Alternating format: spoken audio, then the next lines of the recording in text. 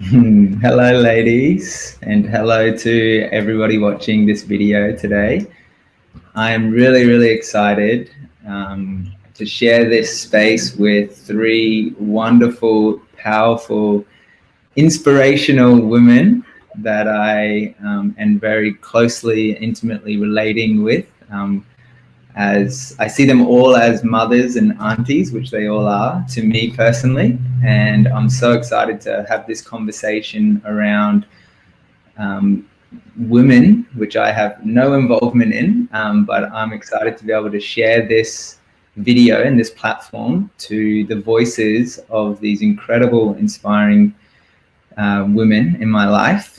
And I feel like they have a lot of value to offer the world because the work that they do on a personal level, as well as in the outer level, the outer environment, in family networks and in the community environment, is tremendously positive and tremendously loving. And it's just an absolute pleasure to be able to have this conversation and to allow the space for their voices to be acknowledged and celebrated and heard. And I really value every single one of them as much as the next. And so it's an absolute honor to introduce my mother, Sally Douglas, and Colleen Scott, and Angie Quinn, who each one on different levels have been doing a lot of inner personal work over the last years of their life. And they have done amazing work with the next generation, including myself as a young man now, but also even so the next generation of younglings, including grandsons and granddaughters and the extended collective family. So it's an absolute honor to bring these ladies in.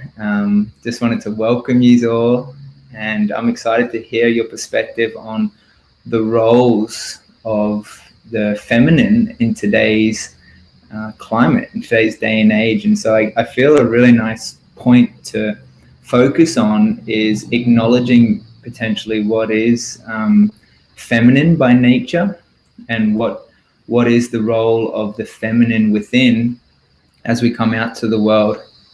But I'm also, this is our first time doing this, so we're just navigating these technological advancements together for the first time. So I just like to thank you for your grace as you're watching this, as our conversation flows organically. And we have no real agenda in this conversation, but for me to step back more and for these beautiful ones to speak up more. So I'll step back, and I'd love to hear from either of you about what you feel is really an important feminine quality. Thank you, Shay. I really appreciate the fact that you're honouring and respecting us to actually give us this opportunity. So from my heart, I really want to show deep gratitude. It's a real honour, so thank you. And also with that, I would like to open the conversation by sharing that for me, one of the deepest attributes of being in the feminine is to be a heart-based human. So that's where I'd like to start from my perception. Yeah, I think definitely heart-based, and that perception out there, that feminine role being, creating community, giving birth, nurturing. So coming from that place of compassion, heart opening, like Sal had mentioned already, being able to communicate and have conversations so that we can rise up to the best ability in our own lives, and then support those around us to be able to do the same. I think sometimes there can be confusion about, the masculine and the feminine, and, is it, that doesn't mean like gender male or female. I think we all have that, and it really comes from that nurturing, connected space that we were all capable of living from, and just honoring that and exploring that a little bit more, whether that's in our own lives, our relationships, our families, our communities, and you can take it to the greater extent of politics or business, all the other realms as well. Well said, Cole. I'd have to agree. the feminine for me. Oh, firstly, thank you, Shay. It's an honour to be in your sacred space, and I feel very privileged to be invited along with these beautiful women, but beautiful women who have been influential in my own life as well, and supported me through my own feminine growth. And I think the feminine, you know, we go through so many different stages, and there's so many different aspects. And I think one of the qualities of the feminine is we're so adaptable to change, and we're faced with so much change in our lives. But the qualities as such are our creativity and our assertiveness and our adaptability and our compassion and our capacity to be able to flow and move and surrender. And I think the feminine side of things is a more spiritual, emotional side. Like the girls have said, it's a more heart-based, heart-centered orientation, I think, is a good word. And as Colleen suggested, that we each have that masculine and feminine within us as part of our feminine essence, as the male gender does as part of their masculine essence. And being in a up until recent times, and maybe those times could be 10 or 20 years, we've been working within a more patriarchal system and a more masculine-based orientation, whereas now the change is moving towards a feminine, more heart-based way of functioning and way of showing up in the world, which is exciting. And it's also it's an initiatory period for all of us, because we've not necessarily it's an unknown zone, I think, for many of us. So we're self-initiating into this period of time, and which requires, I think, for women of our age to and you really nailed it, I think, when you spoke directly in relation to the personal. I think it's really important that we're all in our years beyond motherhood, which is this beautiful term now called Marga, which is just prior to the crone. And so we've got the time beyond children to be able to work on ourselves and do a deeper self-inquiry into coming into our own personal sovereignty and who we're becoming and how we want to function and show up, not just for other women, but for our families, for community, and for ourselves as we go into these older years. And so there's this beautiful self-governing, I think, and self-acceptance, self-responsibility and sovereignty, which is available to us for those of us that really want to do the inner work.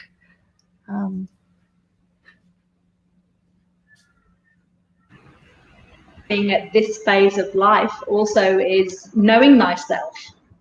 We've had an opportunity to explore lots of life lessons, and by this stage we really have a true understanding of what our purpose in life is and what we have to offer through our gifts, and actually really embodying that actually helps to ripple out and vibrate through all of the aspects of life that you were just speaking about, you know, community and family, and whether it's your work life or wherever it may be, it definitely has a flow-on effect from that knowing and that really centered, grounded understanding of self.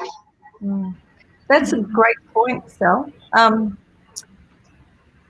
Which leads me to those of us that are doing the internal work,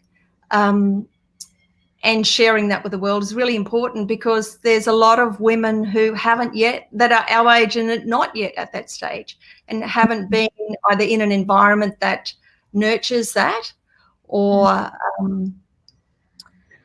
they're still very much stuck in the human experience as such.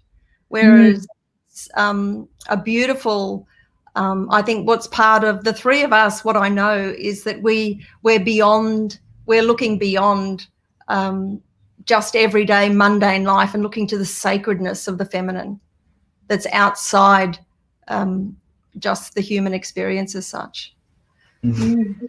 Yeah, beautifully said, ladies. Thank you so much for sharing. I just want to encourage our viewers who are watching now, if you're really enjoying this, please to like and share this video so that we can share this message and this deeper conversation around what it means to re-enable our feminine nature from within and let that come out into the world. And something that I've observed in my life, being born into this world by these women around me constantly, and having them as a real strong guide in my life, I've often seen that I inherently have this ability to really tap into my feminine nature and be creative and be expressive and be free-flowing and go with it. However, the society, as Angie spoke to, this patriarchal, male-dominating kind of environment, it really forced me to go against my will at times and be more structured and rigid and logical thinking and all the opposites of the feminine. And so what I'm curious to explore, particularly not just for me on a personal level, but also collectively in terms of what we're evolutionary moving through at this time, and this huge shift that's happening in conjunction with the astrological alignments and the awareness of our consciousness shifting. What does it look like if we were to move to this more matriarchal dominant or matriarchal focused leadership in government or in community or on subtle levels in families, which you have all demonstrated so gracefully in the way that you've really assertively shed compassion on doing the deeper inner work. But how does that look, I mean, moving forward for you ladies, in terms of, if we say, for example, look at New Zealand as an example, and seeing that the feminine by nature is taking on more opportunities of leadership, and how would that look or feel, or what kind of society would we live in if we embraced and honored the more feminine natures of everyone and allowed it to flourish? Like, what kind of world would we be living in? I actually think we'd be in a more balanced state. So if we could navigate life, even in our own personal way of being, if we can balance both the masculine and feminine within ourselves, and action and allow in circumstances, if we've got that much self-awareness that we can use our action state, which is predominantly a masculine doing, whilst we're coming from that creative, heartfelt center, the more that we can balance the two, the more productive I think we'll probably be, the more fruitful and abundant I think we'll be. I think to me, it looks like a heaven on earth scenario where we'll have the extreme optimum of being human. Yeah, I feel like it's more of a case of bringing things back into balance as opposed to something being more dominant than another. So when we're honoring the positive, amazing aspects of both the masculine and the feminine, I think that does create an opportunity for more connection, not just like within within your families or your relationships, but with the earth, for example, too. I think that there's more awareness around the sacredness of everything and how we have to be mindful about where, how our actions are impacting other people, the environment, and creating systems that are much more inclusive, because we're coming from that understanding that anything that we say or do has this ripple effect all around us, and we have that responsibility. I really feel, especially stepping into this, as Shay called it, the emerging elders phase, being able to help create a little bit more guidance and having people step into that wisdom and be in that space of self-awareness. And when we're in that place, we are actually contributing more from creating as opposed to a reactionary or a triggered wound space as well. And I think that is going to make, I can see your vision. So Awesome. just that, the heaven on earth aspect. It's whole. We've got you know, the human and the sacredness, the masculine, the feminine, understanding that we're all connected environmentally, and, you know, within relationships as well, and the beauty that can actually arise from that, the growth opportunity, and whether that's abundance and prosperity or joy or connection, all of the above. Yeah, I'd have to agree, ladies, particularly so in relation to moving into a space of understanding we're androgynous beings, which is the merging of our own inner masculine and feminine, and it not being separate. The characteristics or the traits, we can look at them individually, and we can, I think the issue could be to box ourselves in, and it may have been, we have been boxed in.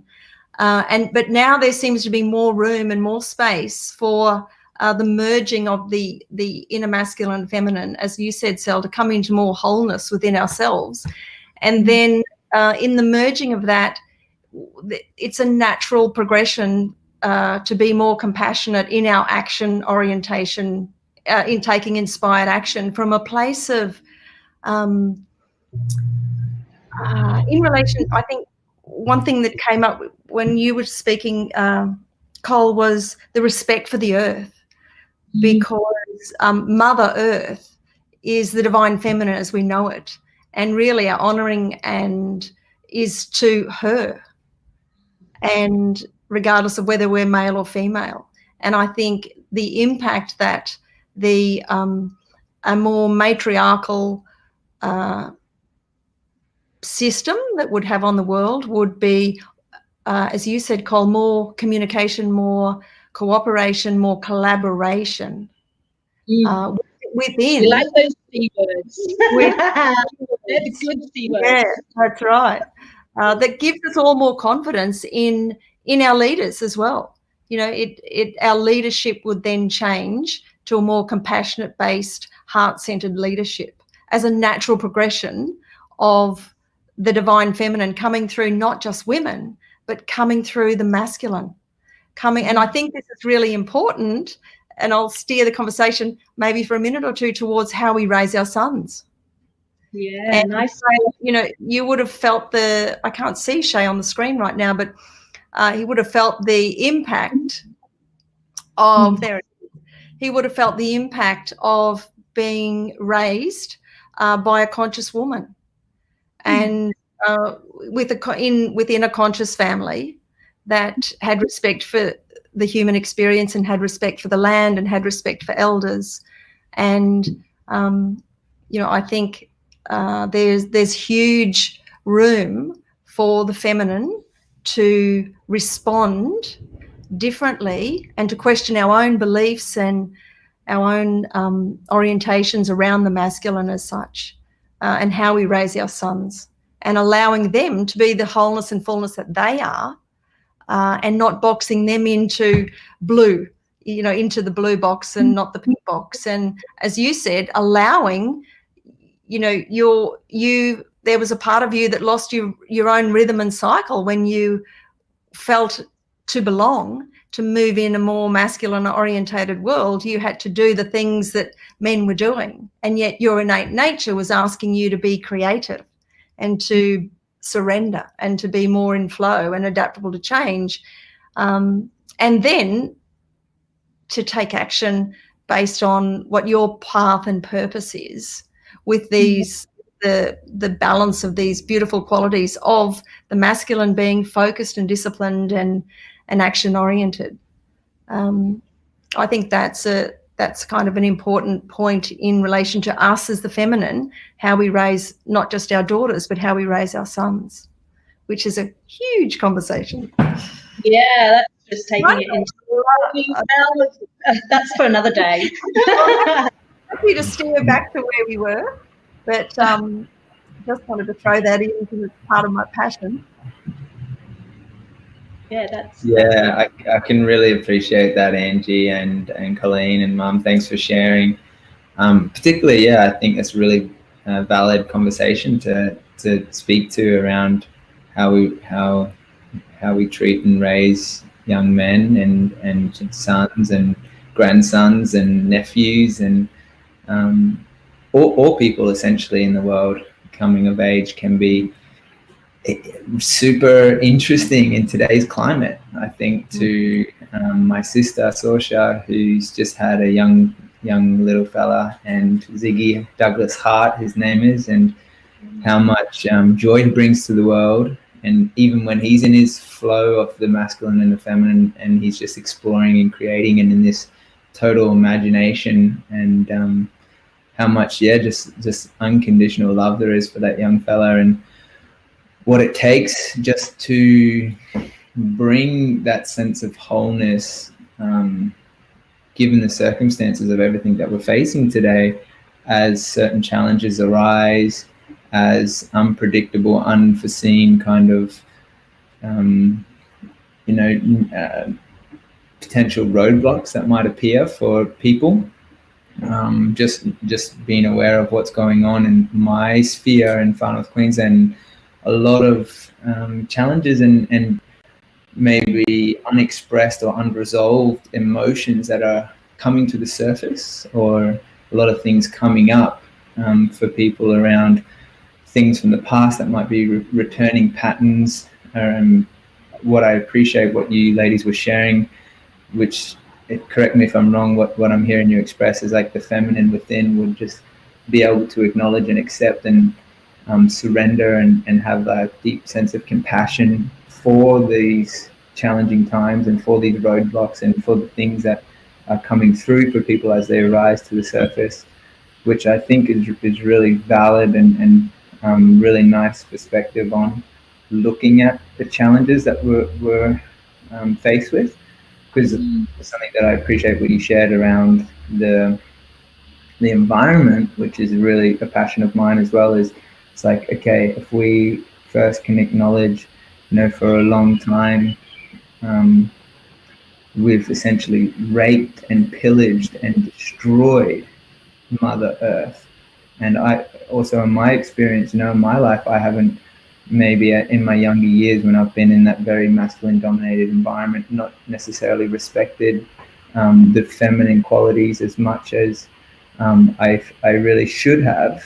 And so having the shifts and seeing the parallels of the worlds on a macro and also on a micro, I guess, what does it really take if we are to really turn things around and go from one pendulum to the other? And you all spoke to the finding the balance, because both worlds are much of the same. However, to just acknowledge and see that we're on this trajectory, we're on this kind of dance and flow between sometimes more masculine, sometimes more feminine, and swinging from the both. How does it really look if the world kind of turns on its head and goes upside down? From one extreme to the other extreme, maybe what is some of the tools that you ladies utilize, maybe around ceremony or initiations or rituals or practices that you feel is really necessary, important and valuable in your life to share, so that we can all remember, what it is that we or I need to, or we need to on an individual level to return to in the coming home of enabling that deeper sense of heart-centered connection that you all really so elegantly spoke to. What is that? How does that feel for you guys? So for me, I've always kind of highlighted self-awareness. I really feel like that's the beginning and end of everything. You need to really understand what is happening for you mentally, emotionally, physically, in order to decide, is there a change that needs to happen there in the way I'm showing up in the world and how I'm contributing? And I really feel like if we spent much more time in that awareness, that is the best starting point. And it's not like it's just a one-off thing. This is like an everyday, every moment by moment practice almost. So just simple little things like tuning in to the body, whether it's physically, mentally, and emotionally, like what's happening for me. And when you can be in that state, you're going to be able to always be better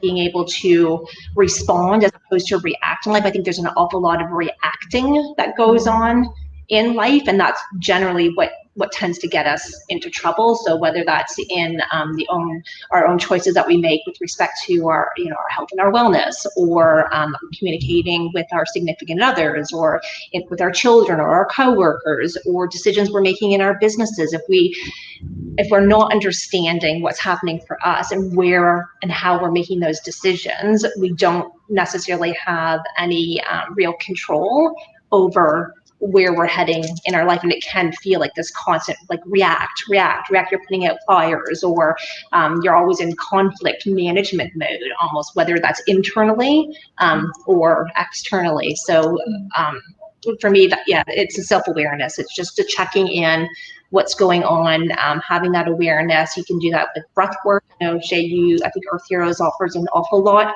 of that, to just get people to stop and be in that stillness so that they can pay attention to what's happening, and then decide how they want to move forward in their own lives. Are these thoughts serving me? What do I need to do with this emotional state?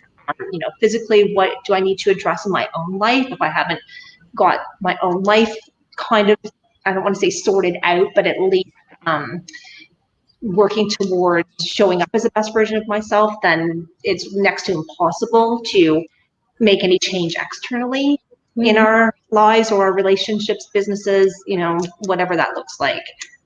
I think in relation to the collapse of what we've been used to, I think it was Angie that spoke about the cycles of womanhood, relating it back to the feminine. I think it kind of translates to, we as women seem to transition through so many phases compared to the men. I know men also have their own rites of passage, but we seem to adapt and flow through such significant phases, from motherhood and then into what the matriarch. They're all really honorable stages of life, and I think we need to really reflect and do some retrospection on the journey that's passed, and also looking at that will allow us to move and transition and to flow with a lot more ease into the changes. And I think the feminine does have that adaptability to slowly and gracefully ease through life, because we have these significant, massive shifts. So honoring, I think, is a really important aspect of helping us flow through life. Yeah. That's really well said, Sel. We are so adaptable to change. We change I wrote this quite profound poem about changing our bodies when we have babies. We change our names when we get married. We often change our jobs to suit our family environment. We change the town we live in if we're following our partner in relation to his financial security that he's offering the family. And there's so many, and some of these changes are, like, probably for women our age, a lot of them are unquestionable. And nowadays, young women are questioning the need for a lot of change, and they're taking more responsibility themselves. However, one of the things that I like to speak to, which you ladies have done so beautifully, is, and you made a really good point, Shay, and I'll forgive you for this, because it was around, you said that maybe you haven't respected the feminine enough. And yet that's a really interesting observation, because we actually haven't respected the feminine enough, whether that be Mother Earth or that be woman, and the power of woman to create so beautifully. Like we can, with the support of the masculine, we can create a child and bring that child into the earth. And I'm not aware of any other existence with that capacity, but I'm sure there is. But in this human dimension and in this human field, to honour the sacredness of the birth of the individual, and to honour our creative space, and one of the other most incredible qualities of the feminine, which is in both men and women, is intuition. And Cole was speaking to us being reactionary. when we're embodied, and some of these practices and these sacred spaces that women create, and we honor ourselves in ways whereby we come through embodiment practices, and we come back into our bodies and remember who we are. And whether you're a masculine, like for the woman, it's our womb, and it's where we cultivate so much of our wisdom, and we can get out of our heads in that reactionary state and be more vertically aligned, and tap into not just our hearts, but our creative space, our womb space, and trust that as being and for men it's called the hara, and it's in the reproductive area within our bodies, and trusting the innate infinite capacity for our own body wisdom to guide and navigate us through life and through some of our decision makings.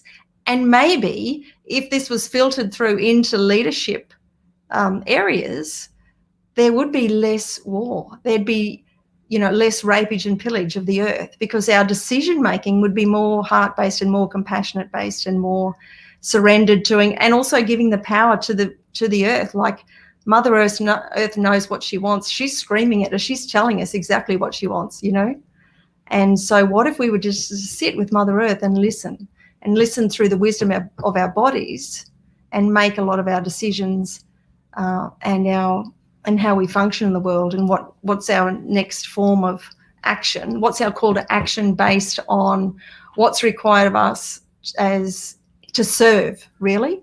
And we, in our age, we are in that enviable position of where we're wanting to give back to community as women.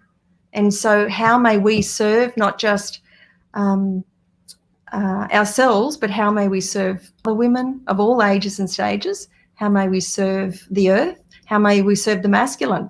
Because I'd hate to think that we would tip it on its head and then become a matriarchal system, I'd hate to see, it would be concerning if women wanted to overpower and overtake and go into an either or, masculine or feminine, matriarchal or patriarchal, but to move alongside the masculine, and let's walk together hand in hand with all our learnings, all our mistakes, all the things that worked, and bring all of ourselves to the table without in more collaboration, and not have that competitive based trait that leads to that either or, win lose. But what would it take for us to create a win-win scenario for men and women to collaborate together in a new system that wasn't either or? Yeah. I can't hear you, girls. I can't hear. I missed that. What was that comment? I'll say what you were saying. I feel like you're speaking about harmonious union, which would really take us to that epiphany of the heaven on earth scenario. Yeah, and that union comes with the union within ourselves, that we have a balance within ourselves. We've embraced our own inner masculine and our own inner feminine. First and foremostly, but sometimes it's sort of, what came first, the chicken or the egg? And it really it's an internal and an external dance. Yeah. Let's not wait until we've got ourselves right. Let's just show up with, as the girls have said, self-responsibility, self-awareness, embodied, and yeah. So beautiful. Thank you, ladies. Yeah, no, it's so good. I really appreciate it. So elegantly articulated. That's beautiful. I really love listening to you and just admiring you in this moment. Thank you for joining me in this conversation. The second element that I feel to focus on around, which you've done a great job to explore, and the sense of emerging elders and what that looks like and that responsibility. And so just to give some context to this, I'm getting really excited because this year, first time ever, I've attempted to do anything like this, is to bring out a film which Colleen features in. And also another man, Dr. Bruce Lipton, features in. And I remember thinking back to just over a year ago now. It was the 1st of January 2020 it was. Now we're in 2021. And this was prior to anything, any bushfires in Australia, or prior to any lockdown situation in Australia. And the focus for his presentation and that talk that we had, which Colleen and Sally were at as well, he had this focus on, the architects of a new civilization, which Angie was speaking to. How do we do this in the new paradigm, in the new systems, in the new earth, new world, where we work together in harmony?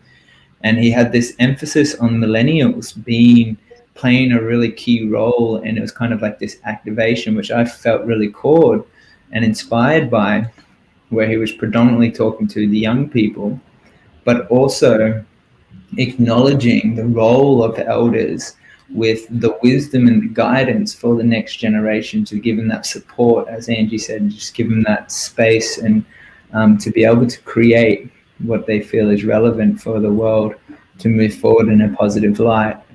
And I guess why I feel that this conversation is relevant, particularly with you emerging elders, is because you're elders in my family and my sphere, and elders in the world.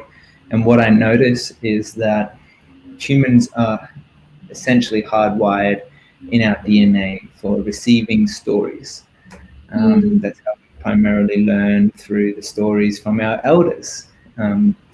And all areas of life and family and relationships and connection. And my kind of concern on one level is that the stories from our elders have been essentially hijacked by our screens.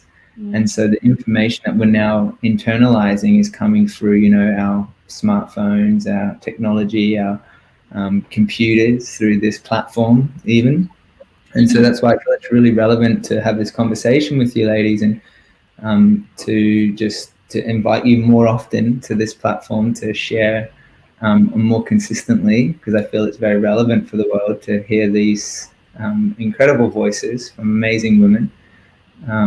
But I guess what I'm curious to hear from you in this moment is what it takes for emerging elders, or for the wisdom or the space for elders to not just share their their life experience and their love through the messages and the stories, but for young people, what it takes to receive and listen and allow the wisdom of the elders to come through. So what's that journey been like for you ladies as you've stepped into this new phase of your lives on a personal level? I'm curious to hear. Well, I think predominantly we're extremely fortunate that you are doing the work that you're doing in the world. It is an incredible delight and joy to be able to support you, witness you, observe you, and the fact that you're provoking us to activate is exactly an answer to the question that you ask. And I think this is the time more than ever that we need to action within community. So I am super, super grateful and in honor of you being a conduit for that. So yeah, absolutely. I feel there's a couple different ways of creating that connection, that community. And I love the online forum, like how we're doing now. We're having this conversation. We're all in different places, and we can reach so many different people around the world, which is relevant, because there are lots of people in communities that feel they don't have someone they can connect with, or maybe like to be heard in any kind of environment within their families or their communities. So being able to reach out in an online forum like this, I think, is a great place to do that. But I also feel that we really need to do it at a community level, having more of those in-person events, and whether they're women in like sisterhood circles, that they're able to learn from each other, share experiences, share wisdom. I know I was really blessed, I think it was last weekend, Sorsha and Kira had a birth circle here, and they were new moms or women first stepping into motherhood, and it was really just the dynamic of having, we had maidens, but then we had those that were pregnant, or those that had already had one child already, and just to be able to share the different experiences. But I found it more interesting to be able to ask them questions like, what do they feel they need support with, or what would they like to know more about? And then that kind of creates this conversation that's got relevance to where people are, what support that they're needing, how can we hold that space for them for their own growth, as well as we're doing that for each other. So I feel, the online place, there's a space for that, but I also feel we need it definitely face-to-face in communities too. I agree, Cole. I think gathering in circle with young people and sharing stories is a beautiful way of coming into harmony. And Bruce Lipton's right, when and whether it's a big responsibility for the millennials to seemingly fix the mistakes of those that have gone before them, but it is about us asking, what is it that you young emerging adults want for your world? What is it that you want for the earth? What is it that you want for your families? What is it that you want for yourself personally? What is it you want in relationship? What kind of support do you want? And we can support that given our experience, and then our stories, and the wisdom that's come from the events, I guess, that have shaped our lives. So we've harvested the wisdom to then pass on the wisdom to the younger generation, and the wisdom regardless of what the topic is, whether it's the earth, or whether it's the oceans, or whether it's something personal, whether it's birth, whether it's raising children, whether it's career. There's so much experience, and that's one of my concerns, is that experience is getting lost. Like, many years ago when we were growing up, if we didn't know something, we asked our parents, or we went to Encyclopedia Britannica. I mean, this is 50 years ago, and change has happened. Now, if a young person doesn't know something, they ask Google. So there's that lack of connection in the sharing of stories, and how we bring that back is through gathering in community, as Colleen and Sal have said, gathering community, gathering in circle with concerns, or with something that we want to take action on, and how can we honour what young people require for them to grow and express who they want to be in the world, I think. Yeah, thank you. That's beautiful. I really love that so much. Thank you, ladies. Something I would love to hear from you is, I just love hearing you speak to these topics, because it's just beautiful music to my ears. I love it.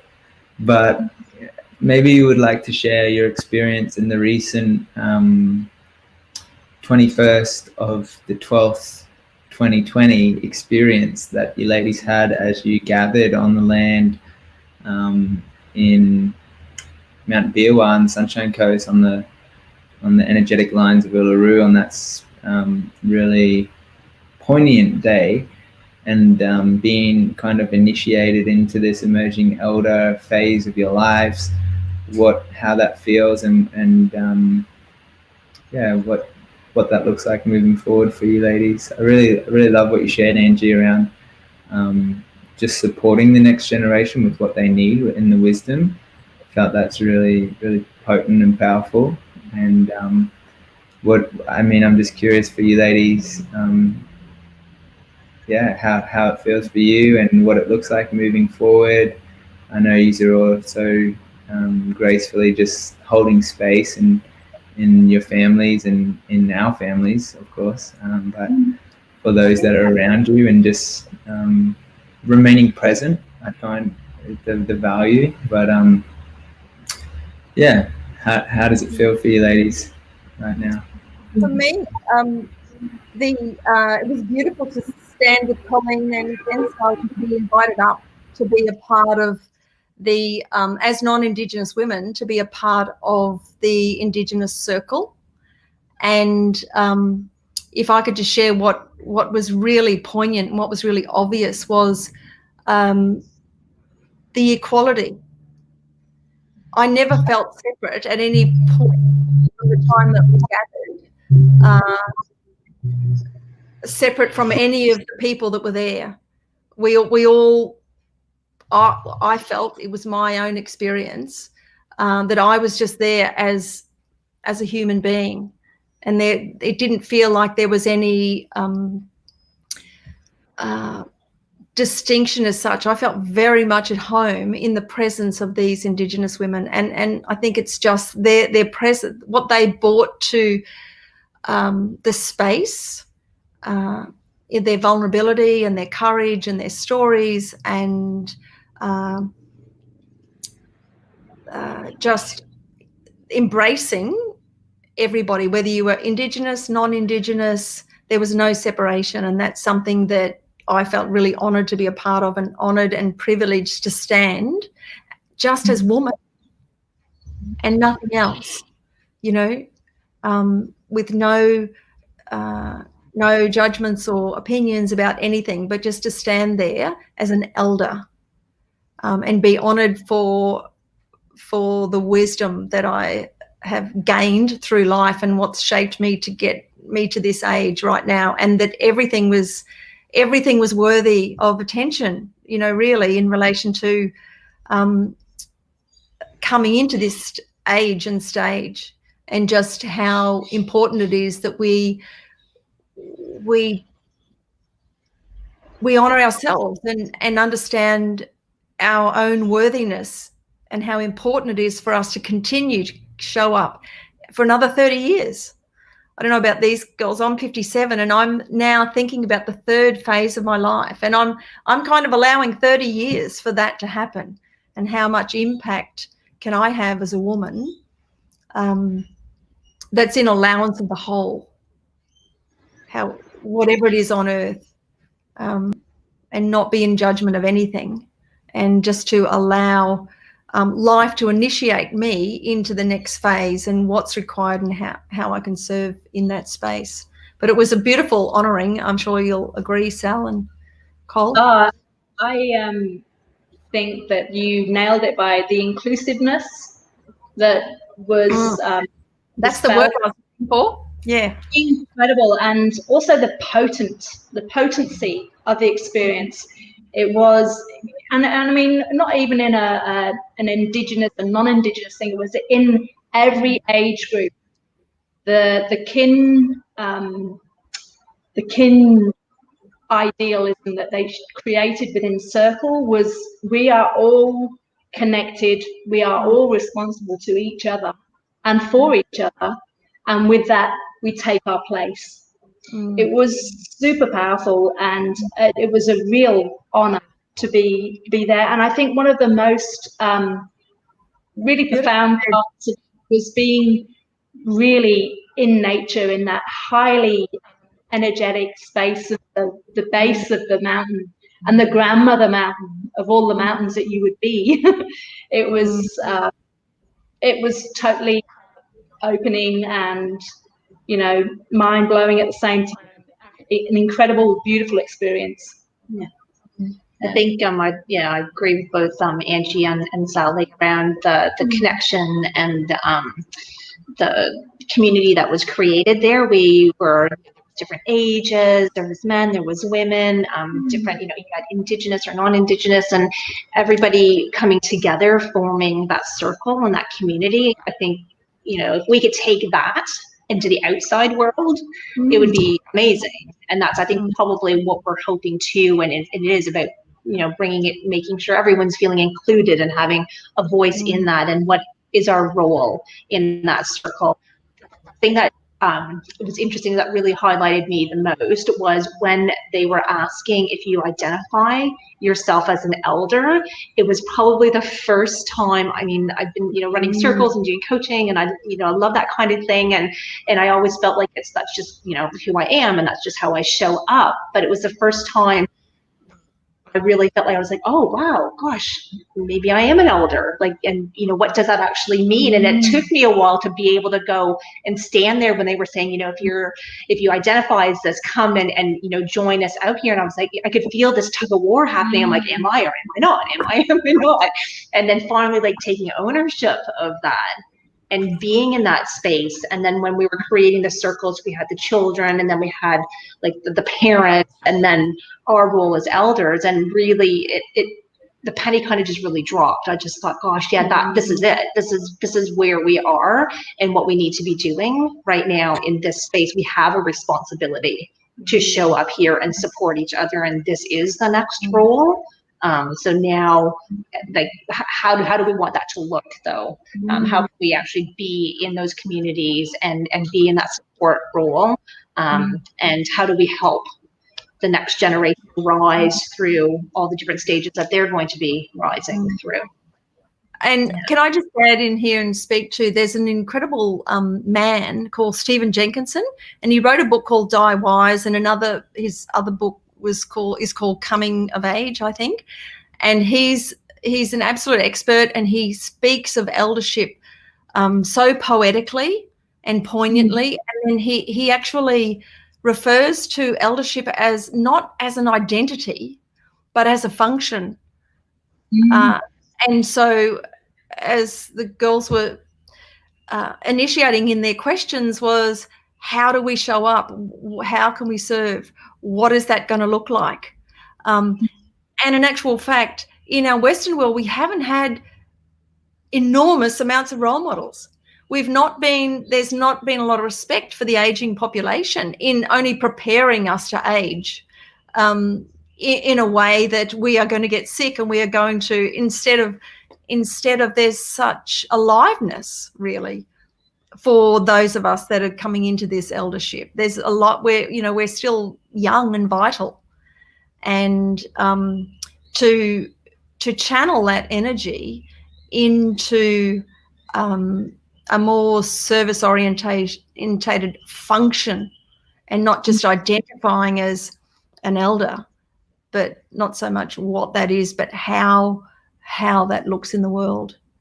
And so I think there's plenty of room for deeper conversations, and, inviting in those that have come before us as women in our 50s, and what it was like for them, and sitting with older women in circle and understanding, and particularly women who are well-travelled, women who have been immersed in other cultures, women with experience that, because other cultures do offer such respect for their elders, and the Indigenous culture offers such respect for the women, for the feminine elder.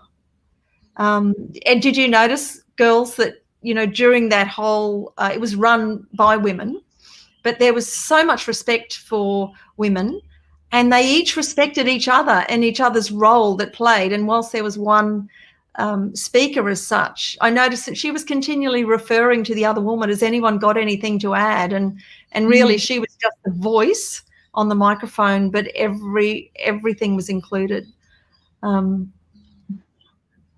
Yeah, it definitely felt like it was some kind of an initiation into stepping in and respecting and honoring people of life. It was really, and I think, yes, Sal, I agree. And I think and it could be up to us to create these rites of passage, you know, and the elements around a rite of passage is one of the elements around a rite of passage is storytelling, and it's challenge, and it's taking us out of our own environment. Now, we've all seemingly left our own environments of motherhood, and now we're in this zone of, how do we want to contribute now? So the elements of a rite of passage is, one, take a person out of their own environment, which we are. Our natural environment for the last 20, 30 years has been raising a family. And then the second one is, let's tell stories about how what's shaped us up until now. And then the third rite of passage is a challenge, how life is challenging us as we look into our own futures, or how life challenges us to stay present within ourselves, or how do we reflect on our past and heal from any of that wounding. And then the fourth element of a rite of passage is around witnessing each other in all our humanness and in our experience as woman, or as elder, as woman, as man, as elder. And I think maybe the answer is to create a more defined space for people to show up, to come into more self-responsibility around their role as they move through eldership, and that be it's just like, you know, a baptism or a whatever, or a marriage, or a ceremony. A ceremony to bring us into. And Shay, you know, I was so inspired even just this morning, having a little bit of a thought about this sort of stuff, and I think you've really evoked a much deeper inquiry and a lot more questions and a lot more ideas. I can feel the juice in your bellies, girls, around, you know, what we could create, because what a contribution we could be to not so much young people, but to people our own age who are lost and who are looking for something. They're looking for community. And it doesn't have to be, we don't have to be out there in the community, you know, doing a lot of things. Like, it could be that some people aren't able to do that. So how can they be a contribution to themselves, or to their immediate families, or, you know, in this age and stage of their lives? That's a big question. Beautiful. So much depth and inquiry, which I feel is really relevant. So I just wanted to share before we wrap up, if you ladies wanted to share what was the best way, because I'm also getting inspirational downloads, and I'm not even a woman, but just for me as a man, you know, it's like, it's really exciting here listening to you ladies and what you have to share, and maybe what potentials could arise from this, whether it's ceremony or gatherings or circles, or what would be the best way for anyone who's watching this video from around the world. They could be anywhere in the world. We generally get people from the US and England and Australia, but it's not limited to. Over 50 plus countries are tuning into this channel and are watching these videos. And so in the comments, I've left both Colleen and Angie's website. However, what would be more relevant, and if anyone felt called to connect with you, is what would be the best way to reach out, or if there is that potential for people right now, if they wanted to connect and were inspired by what you had to share, or keen to explore maybe at even greater depth some of these topics that we've talked about today, what would you suggest? Website's great, Shay. You can find me on colleenscott.com if that's what you've put in there already. I also have a Facebook page called Wise Woman Warrior that I created about a decade ago, just with the intention of women coming together So those are both open pages.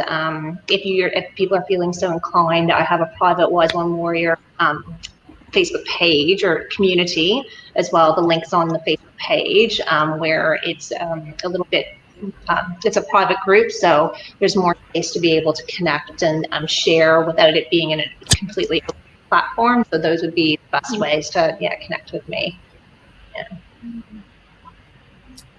Thanks, Shay. Yeah, from my website, soulhappy.com.au, I'm actually in transition at the moment is in relation to reinventing myself. And so you can contact me through that website, but I am going to close it down within the next few months. But I'm also available on Facebook and looking at this year collaborating with a couple of women to run women's circles here in the Byron Bay Shire. And also to, as part of there's a men's and women's retreat that I'll be facilitating in the southeast of Queensland, probably around about the middle of the year, which I can give you information around that in relation to that. So that's how you can find me at the moment. Awesome. Facebook or Going to watch this space, you might find a bit more of me around here. Hey. You'll find us on. Nice. Thank you, ladies, so much again for your time and your wisdom and your stories and expressing yourself in your fullest. Thank you guys for watching as well. Please share this video if you found value in it, and if you love these women just as much as I do, leave us a comment on what you found particularly interesting, and you might see a follow-up video interview style like this where we can just have the conversation around the roles of elders, the roles of diving deeper within and finding those feminine qualities within each of us. So just want to wish you a wonderful, wonderful day. Love you lots, and maybe see you next week. Thanks for the opportunity. Thank you, Shay. big love, girls. Love you, girls. Thanks, Shane. Bye.